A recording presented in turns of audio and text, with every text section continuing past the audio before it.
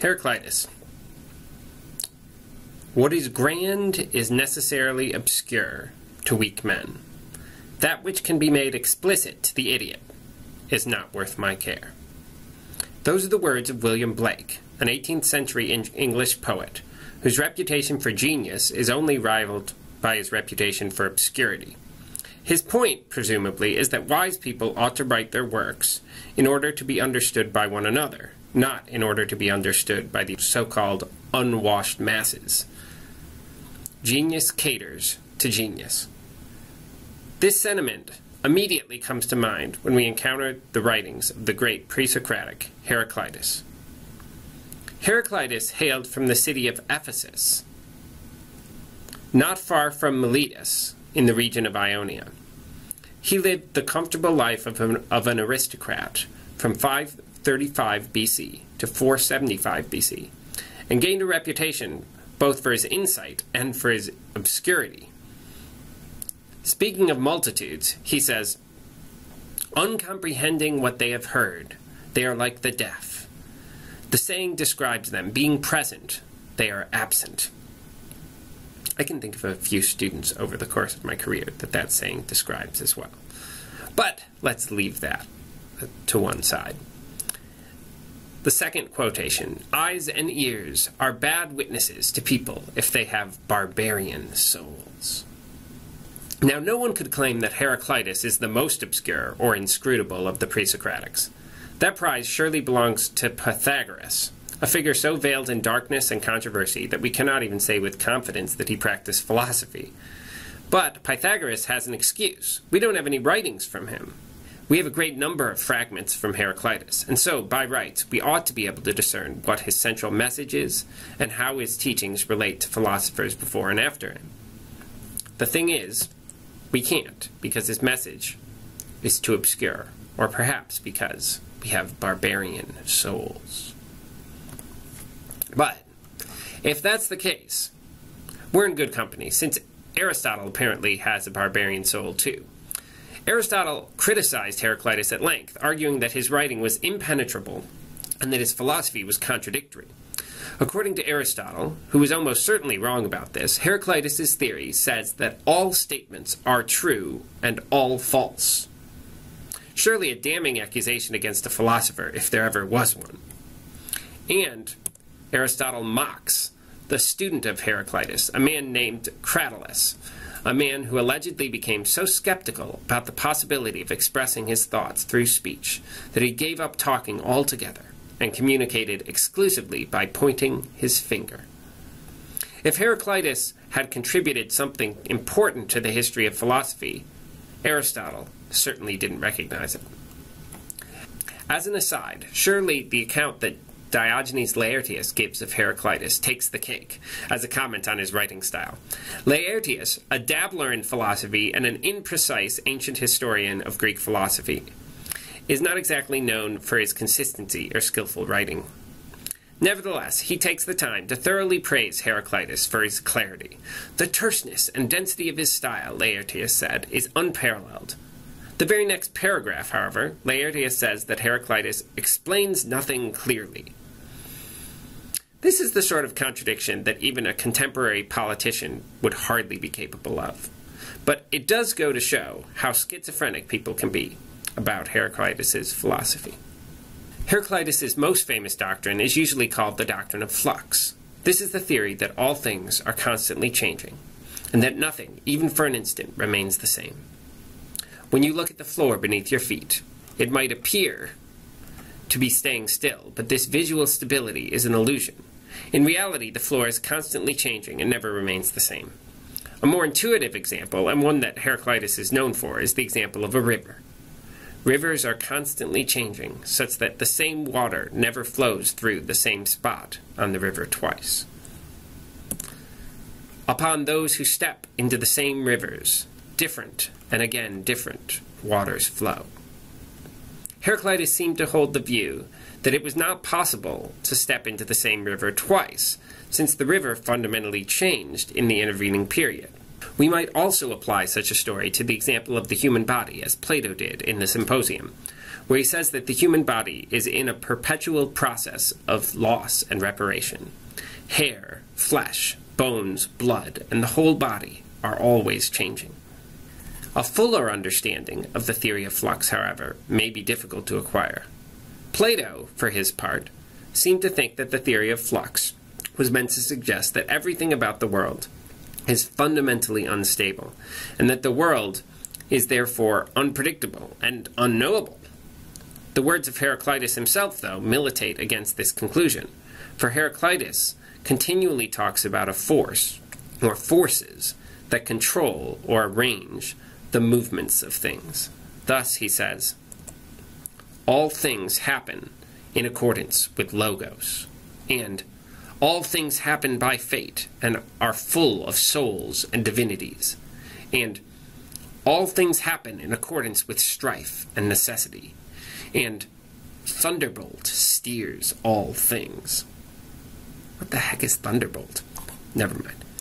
War, and he says, war is the father and king of all, and the wise is one, to know the intelligent plan by which all things are steered through all. These passages are not very clear, nor are they necessarily consistent. They do, however, point to some sort of principle of stability. They do, however, point to some sort of principle of stability underlying the apparent instability of objects. Thus, they suggest that Heraclitus' fundamental philosophical position has at least two parts. One, all material objects are constantly changing. And two, there are immaterial forces that organize the changes of material objects and make them stable enough to be understood. The first part would seem to leave the world in an extremely unstable position, but the second part, which may involve the intervention of some semi-divine force like logos or mind, settles things down enough so that we can begin to understand the world. These observations are strengthened by another interesting theme that emerges in Heraclitus' writings, the theme that there is a sort of unity in certain kinds of division. He says, what is opposed brings together. The finest harmony is composed of things at variance, and everything comes to be in accordance with strife. He also says, things taken together are whole and not whole, being brought together and brought apart, in tune and out of tune. Out of all things there comes a unity, and out of a unity all things. Looking at these passages, you can see how Aristotle might claim that Heraclitus was just full of contradictions. And the passages are somewhat oracular and obscure. They are illuminated, however, by two images the philosopher gives us, the image of a lyre and the image of a bow.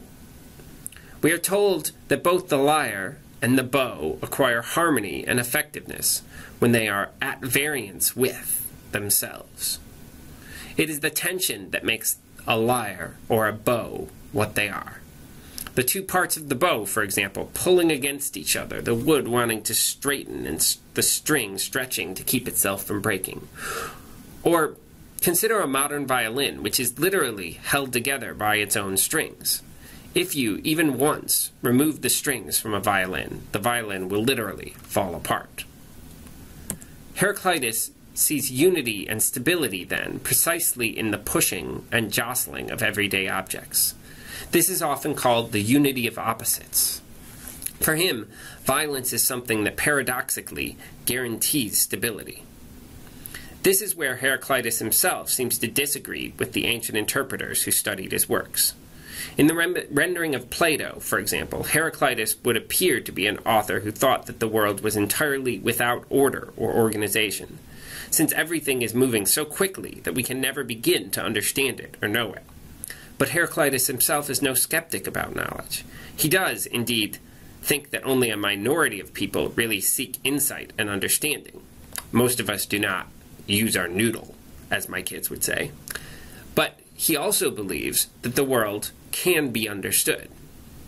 Nevertheless, a striking trait about Heraclitus is that he really seems to be humble about what human beings are capable of. Indeed, he sometimes sounds like a clever but down-to-earth psychologist who reminds us of the limitations of our current ways of doing things. He cautions his contemporaries against too quickly trusting the words of the ancient poets Homer and Hesiod. Homer, so far from being the source of all wisdom, ought to have been expelled from the poetic contests and flogged, according to Heraclitus. He makes the striking claim that we only know what things are by observing their opposites. For instance, we know what health is because of disease, and we know what justice is because we have seen injustice. He also observes an important fact about the relativity of judgment when he says, "Pigs rejoice in mud more than in pure water." His point about these things seems to be that our judgments are always dependent upon certain other facts, our standards for comparison, our own nature, our interests, and so on. The reader of Heraclitus can hardly imagine him giving a sort of one-size-fits-all approach to the good life, which is indeed what philosophers after him, from Plato to Mill, continually attempted to do. The world is changing, not only without us, but within us, and our judgments must be changing as well. I will conclude our discussion of Heraclitus with a cautionary tale.